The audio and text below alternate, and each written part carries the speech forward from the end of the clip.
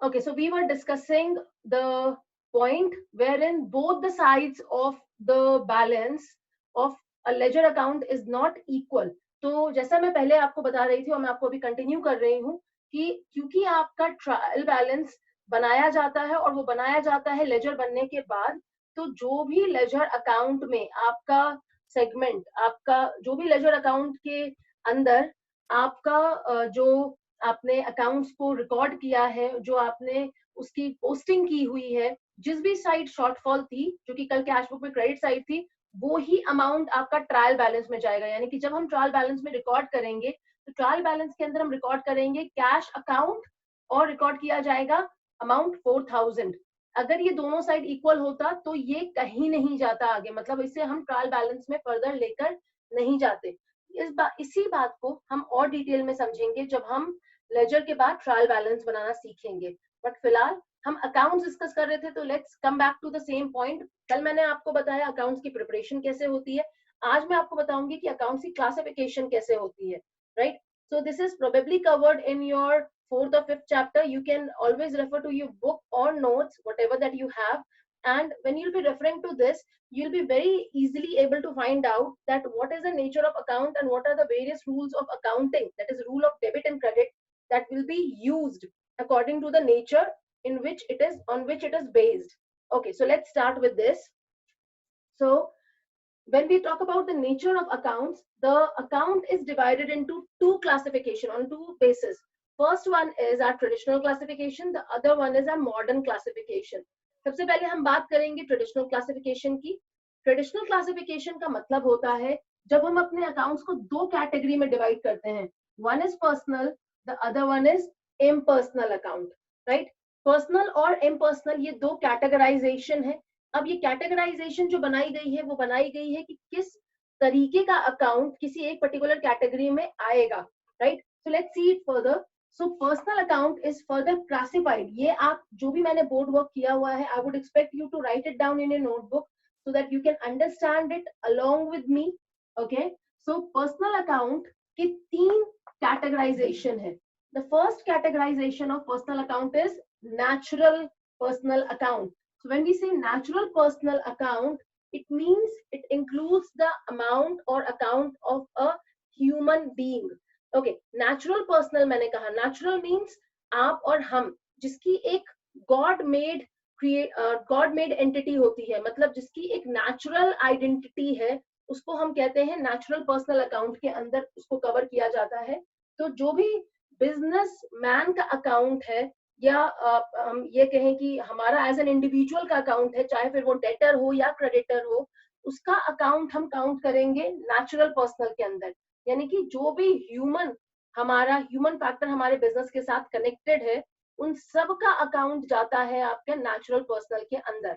Okay, उसके बाद हमारा आता है आर्टिफिशियल पर्सनल। आर्टिफिशियल पर्सनल का मतलब होता है कि जब हम बात कर रहे हैं बिजनेस का अकाउंट, राइट? तो बिजनेस यानी कि कोई ऐसी एंटिटी जिसकी क्रिएशन हुई है थ्रू लॉ। तो any legal entity which is coming into existence, it can be an organization in form of an economic organization, it can be a club, it can be any society or anything. So any such entity which is coming into existence through legal process, through law, is to be covered under artificial personal account. The next one is representative. This is a third classification here, which is representative personal account. So representative personal account को मैं यहाँ पर अभी थोड़ा सा hold करूंगी, बस आपको मतलब समझा देती हूँ, फिर हम इसके बारे में एक बार और डिस्कस करेंगे। So representative personal account basically means that any expense का मतलब हम क्या समझते हैं सिंपल लैंग्वेज में, कोई भी खर्च, यानी कि जिसमें भी हमें पे करना पड़ता है वो हमारा खर्चा कहलाता है।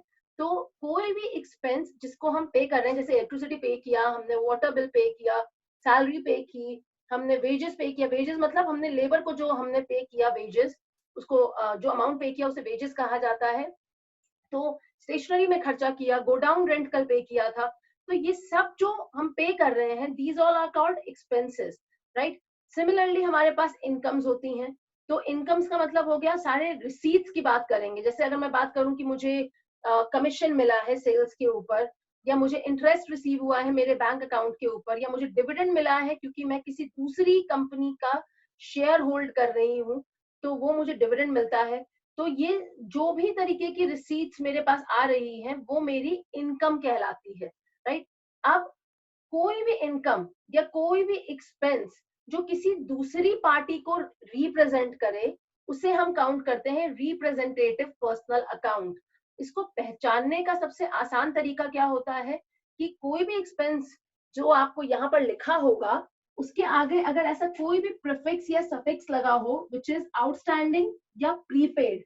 प्रीफिक्स मतलब पहले और सफिक्स मतलब बाद में। अगर किसी भी एक्सपेंस के पहले आप ऐसा कोई वर्ड देखें जैसे outstanding wages, outstanding salary, outstanding rent, तो इसका मतलब है कि वो रिप्रेजेंटेटिव पर्सनल अकाउंट का पार्ट हुआ। तो हम बात कर रहे हैं आउटस्टैंडिंग। अब आउटस्टैंडिंग का मतलब क्या होता है हम समझ लेते हैं। आउटस्टैंडिंग का मतलब होता है कि अभी जैसे हम एग्जांपल से समझेंगे इसे, कि कोई भी एक्सपेंस जिसको आपने इनकर किया उसको पे करने की एक डेट होगी, एक ड्यू डेट होती है, राइट। अभी जैसे मैं मान लूं कि आप एक okay, there is a doubt which has just come up. What is the example of natural? Natural personal का example है बच्चे the account of the human being, right?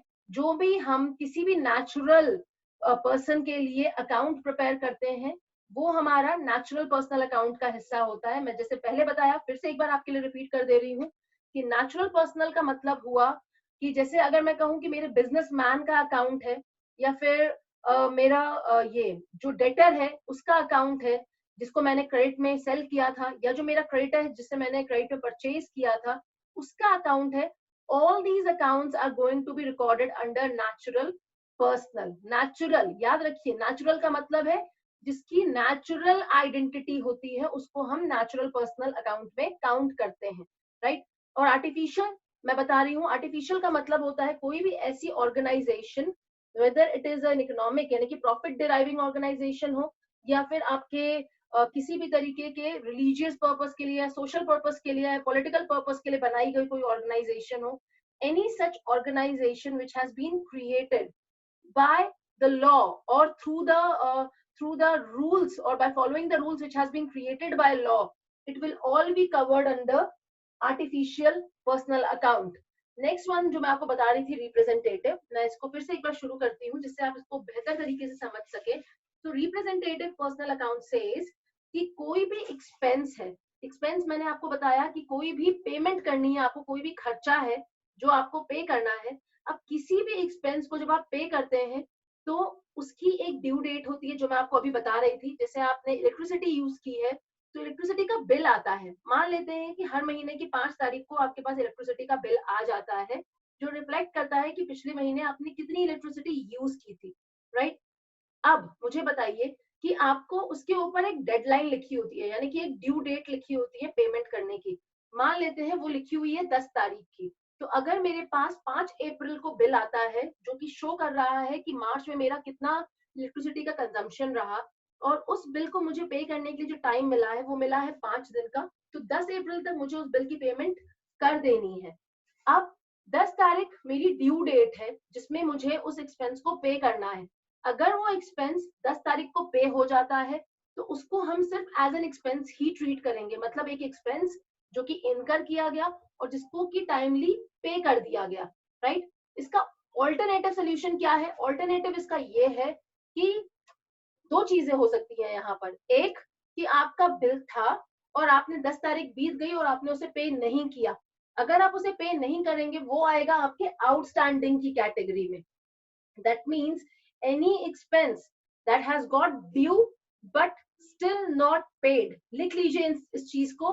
outstanding का मतलब होता है, outstanding is an expense, outstanding expense means any expense which has got due. So 10th of April was a due date, was the due date of the payment of expense and it has not been paid by 10th. तो 11th April होते ही जो लिख कर आएगा आपके bill पर वो है आउटस्टैंडिंग, मतलब वो आपके लिए आउटस्टैंडिंग एक्सपेंस बन जाएगा, मतलब वो ड्यू हो गया और आपने पे नहीं किया, राइट। तो ये रिप्रेजेंट करेगा आपको, क्योंकि आपने पे नहीं किया है, so it's an outstanding expense. Next one is prepaid.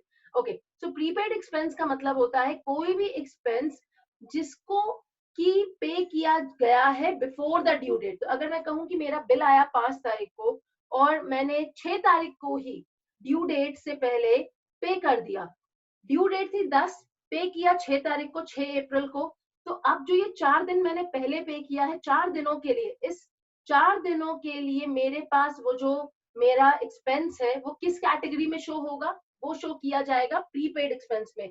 मतलब उसको हम कहेंगे expense, expense paid in advance, prepaid. इसका एक और एग्जांपल मैं आपको देती हूँ. जैसे आप सबको पता है कि we have got connection, phone mobile connection है हम सबके पास.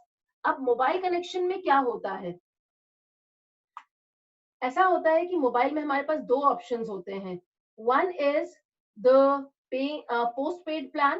पोस्ट पेड प्लान का मतलब होता है जहां पर हम पेमेंट कर रहे हैं मगर वो पेमेंट हो रही है हमारे बिल जनरेट होने के बाद में, राइट.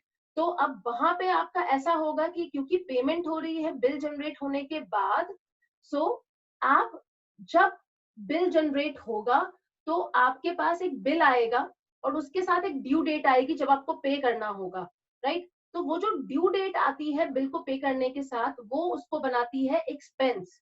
अब जब वो एक्सपेंस आपका ड्यू डेट के बाहर निकल जाएगा और आपने पे नहीं किया होगा तो वो आएगा आपके आउटस्टैंडिंग की कैटेगरी में.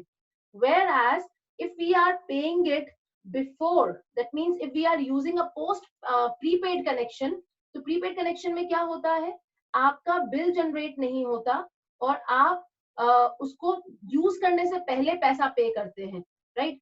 तो यहाँ पे क्या है, this is a prepaid connection और prepaid expense. That means expense has been paid before the due date.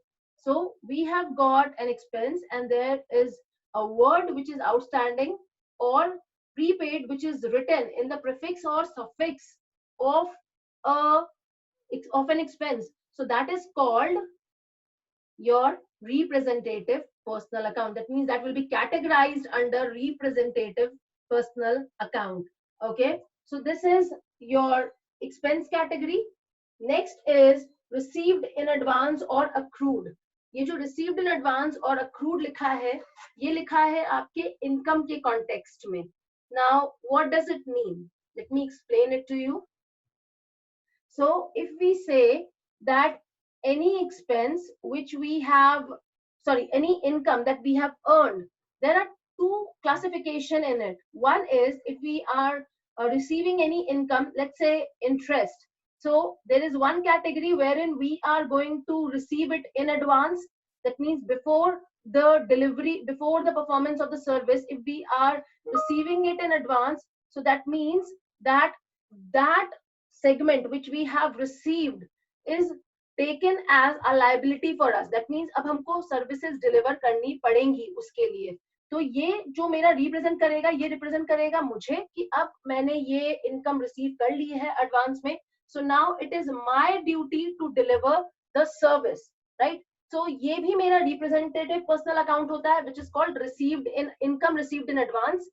Second होता है मेरा accrued income. Accrued income का मतलब क्या होता है कि any income which you are receiving after it has been generated. So accrued, मैं फिर से बताती हूँ, accrued means any income received after it is generated, after it has arisen.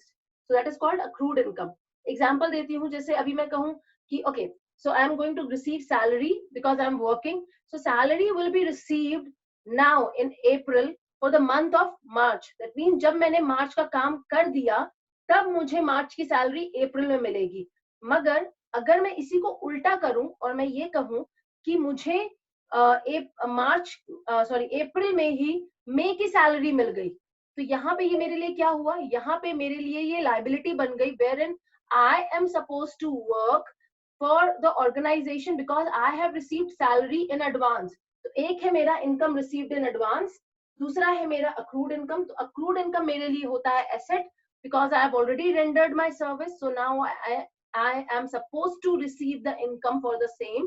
Or income received in advance is basically a liability because in this category we have received the amount but we have not delivered the service, right?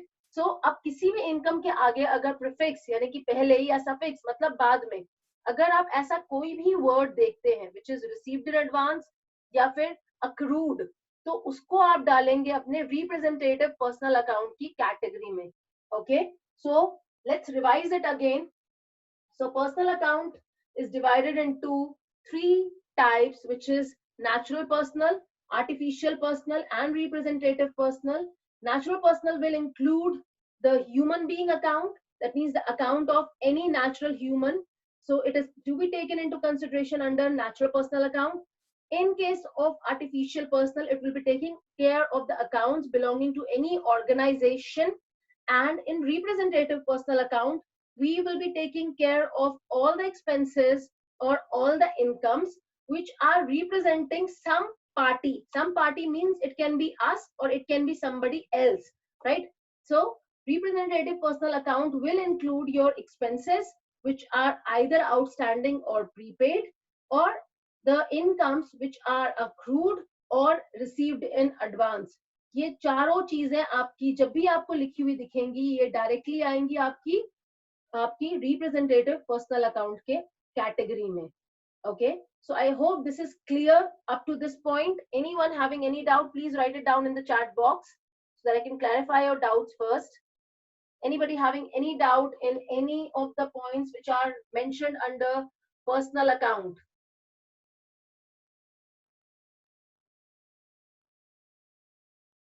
Is the board visible, class? Everybody, is the board visible? Am I audible to you?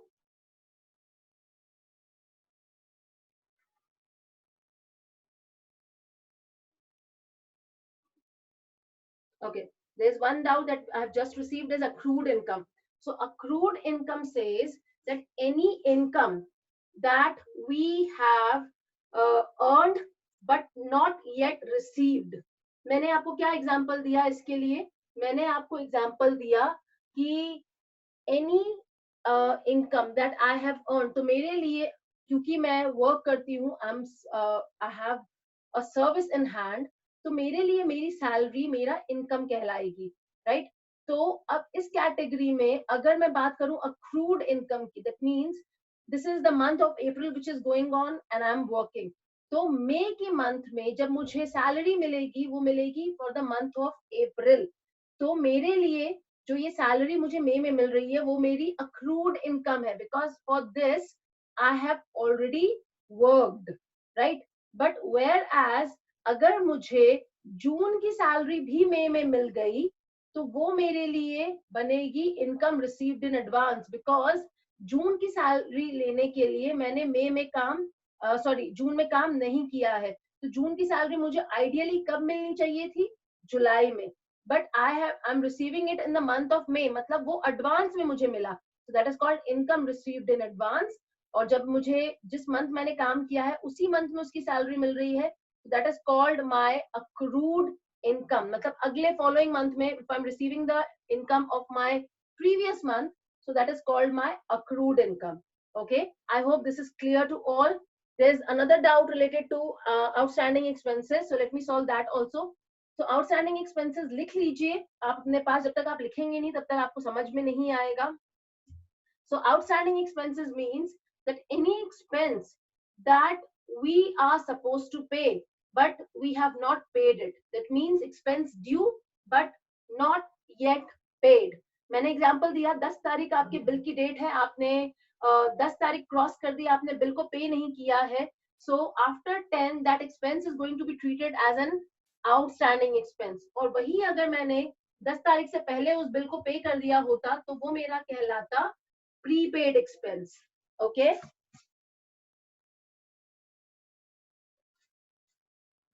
Okay, next doubt. Let me solve the next doubt. Please explain artificial personal again. Okay. Artificial personal का मतलब मैंने जैसे पहले बताया था, artificial personal का मतलब होता है कि किसी भी ऑर्गेनाइजेशन, किसी भी बिजनेस का अकाउंट अगर आप प्रिपेयर कर रहे हैं तो उसे कहा जाता है आर्टिफिशियल पर्सनल अकाउंट. जैसे मैं कहूँ कि अगर मेरी पार्टनरशिप फर्म है या मेरी कंपनी है या मेरे सोल प्रोप्राइटरशिप है, अगर मैं उसका अकाउंट बना रही हूँ तो वो जो अकाउंट बन रहा है उसको हम डालेंगे आर्टिफिशियल पर्सनल अकाउंट के अंदर. Okay, next. Next is artificial personal account. मैंने समझा ही दिया है. आर्टिफिशियल पर्सनल फिर से समझा दिया मैंने अभी. Okay, next is ma'am, whether the employer will be given accrued income or the advance income, on whose whims does this whose wishes or whims does it depends upon. Okay बच्चे, मैं आपको reality बताती हूँ क्या होता है. अगर हम बात कर रहे हैं एम्प्लॉयर की, राइट, एम्प्लॉयर मतलब जो आपके एम्प्लॉय से सर्विस ले रहा है और उसके बाद उसकी पेमेंट कर रहा है, तो एम्प्लॉयर हमेशा एम्प्लॉय को अक्रूड इनकम ही देता है. मतलब जब एम्प्लॉय काम कर लेगा तब उसको उसकी सैलरी ड्यू होगी और वो मिलेगी. तो जैसे मैं कहूँ कि मेरी सैलरी ड्यू हुई for every first of the month, तो every first of the month को जो मुझे सैलरी मिल रही है, that is counted as income for me.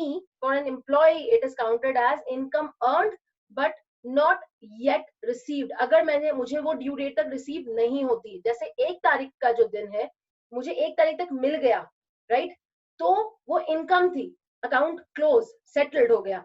अब अगर 1 तारीख के बाद मुझे मिलेगा तो 1 तारीख से जब 2 तारीख होगी तो मेरे लिए वो मेरी अक्रूड इनकम होगी, और कंपनी के लिए यानी कि एम्प्लॉयर के लिए वो उसका हो जाएगा आउटस्टैंडिंग एक्सपेंस. क्योंकि जो चीज मेरे लिए इनकम है, मेरी कंपनी के लिए वो उसकी कॉस्ट है, मतलब उसका एक्सपेंस है. तो जब आपकी कंपनी वो एक्सपेंस पे करेगी, दैट मीन्स अगर उसने डिले से पे किया है, वन जो आपने डेट रखी हुई है हर मंथ की, अगर उसके बाद आप पे कर रहे हैं तो वो कहलाएगी उसके लिए आउटस्टैंडिंग एक्सपेंस, और मेरे लिए मेरी कहलाएगी accrued income, right. Whereas अब हम बात करते हैं इनकम इन एडवांस की. तो इनकम इन एडवांस का मतलब है जैसे first of every month is the due date. तो अब first of every month is the due date, और सपोजेटली मैं कहूँ कि पिछले महीने की ही 25 तारीख को मुझे सैलरी मिल गई, तो मेरे लिए वो क्या हुई, मेरे लिए हुई income received in advance. Employer के लिए उसकी हुई प्रीपेड एक्सपेंस. समझ रहे हैं? ध्यान दीजिए, जो मेरे लिए इनकम है मेरे एम्प्लॉयर के लिए वो उसका एक्सपेंस है. तो जिसको मैं अक्रूड बोल रही हूँ वो मेरे एम्प्लॉयर के लिए उसका आउटस्टैंडिंग एक्सपेंस है. जो मेरे लिए मेरा इनकम रिसीव्ड इन एडवांस है वो मेरे एम्प्लॉयर के लिए उसका प्रीपेड एक्सपेंस है. I hope everybody has got the point. Okay,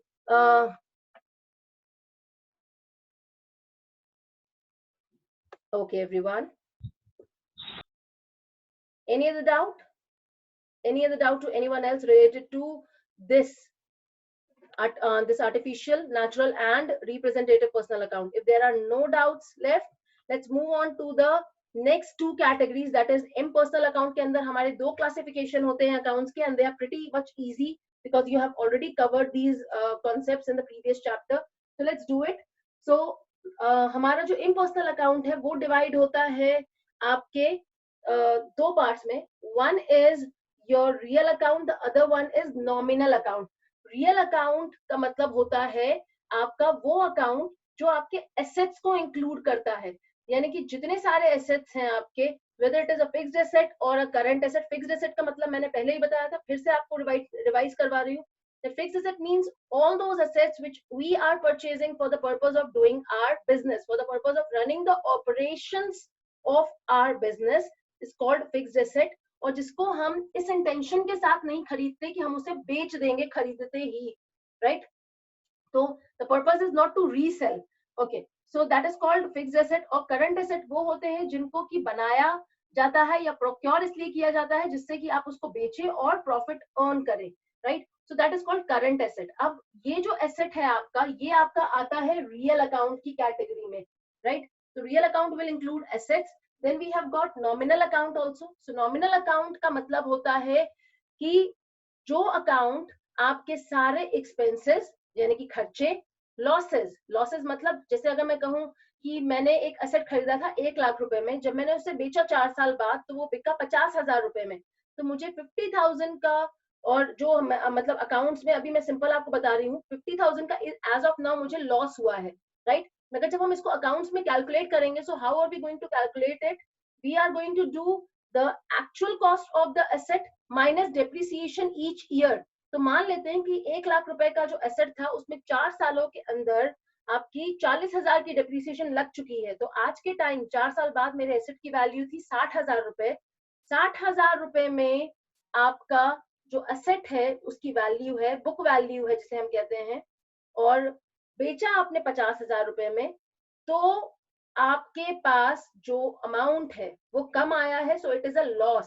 so loss, all the expenses, losses, incomes मतलब रिसीट्स एंड गेन्स। गेन्स जैसे मैंने अभी आपको एग्जांपल दिया कि वो जो एसेट 60,000 का था, जब 50,000 में बेचा तो लॉस हुआ, और अगर वही 50,000 की जगह आप उसे 80,000 में बेचते तो आपको 20,000 का गेन होता। मतलब जब हम फिक्स्ड एसेट्स को बेचते हैं तो जितना हमको एक्स्ट्रा मिलता है over and above our book value, it is called gain, right. तो ये गेन यानी कि expenses, losses, incomes and gains, ये चारों चीजें जिस नेचर ऑफ अकाउंट के अंदर कवर होती हैं उसका नाम है नॉमिनल अकाउंट, राइट। तो जब आपको क्वेश्चन पूछा जाएगा कि असेट किस नेचर ऑफ अकाउंट के अंदर कवर होता है, so it is real, then expenses है या लॉसेस है, इनकम्स है, गेन्स है, वो किस नेचर के अंदर अकाउंट में कवर होते हैं, तो it is called nominal account. Okay, expenses का मैंने एग्जांपल दिया आपको, salary, stationery, wages, office administration expenses, selling and distribution expenses, कोई भी खर्चा है आपके पास जो आप कर रहे हैं for the purpose of producing your goods और for the purpose of selling your goods, so it is all treated as expenses. Losses आपको तब होते हैं जब आप कोई चीज सेल करते हैं, जैसे मानिए आपने अपने एसेट को सेल किया और उसको कम वैल्यू पे सेल किया, तो जो आपको हुआ, आपने जो इनकर किया उसे कहा जाता है लॉस। इनकम का मतलब होता है वो सारी रिसीट्स जो आपको रिसीव हुई from any account, like interest, dividend, commission, brokerage, anything that you are receiving is counted as income. And gains means जब आप अपने asset या investment को आप अपनी बुक वैल्यू से ज्यादा में बेचते हैं, तो जो अमाउंट आपको एक्स्ट्रा मिला वो कहलाता है आपका गेन। तो ये आज हम जो हमने पढ़ा traditional classification of account. And traditional classification of account के अंदर हमने पर्सनल और इम्पर्सनल क्लासिफिकेशन पढ़ी और उसकी फर्दर बाइफर्केशंस पढ़ी। Okay, now there is a doubt that I have just received, ma'am, is traditional classification still practiced? Yes बच्चे, it is still practiced. And जो अगर हम देखेंगे, आप ट्रेडिशनल क्लासिफिकेशन जब समझ जाएंगे अच्छी तरीके से, तो आपको पता चलेगा कि ये जो मॉडर्न क्लासिफिकेशन है, ये ट्रेडिशनल क्लासिफिकेशन को ही इजी करके बताया गया है। मतलब इसमें ज्यादा फर्क नहीं है, बस ट्रेडिशनल के अंदर हमने कुछ कैटेगराइजेशन बनाई जिसके अंदर हमने बताया, जैसे रियल मैंने नाम रखा तो उसके अंदर एसेट्स आ रहे हैं। मॉडर्न के अंदर हम रियल नहीं बोलेंगे, हम डायरेक्टली एसेट्स बोल देंगे। तो मॉडर्न का मतलब हुआ something which is getting more simpler, getting more direct, so as to understand it more clearly. It is the same. So traditional हो या modern हो, आप किसी भी concept को या classification को use करके accounts बनाए, accounts एक ही result देंगे, क्योंकि ये दोनों जो चीजें कह रहे हैं वो अलग अलग नहीं कह रहे। rules जो इनके हैं वो भी एक ही तरफ, एक ही डायरेक्शन में जाते हैं, जो हम और बेहतर तरह से समझेंगे जब हम करेंगे हमारा modern classification. Okay, so the time is going, this session is going to time out in 1 minute or so. So I would request everybody to please sign in again. So let's just complete the topic of modern classification, and let's revise if they're the traditional and modern both. And we'll also check if there are any doubts related to any of the topic. So we'll take up those doubts. Okay. So let's connect again after this meeting is getting signed out. Okay. Meanwhile, if you have got any other doubt, please write it down in the chat box, so that I can resolve your doubt now.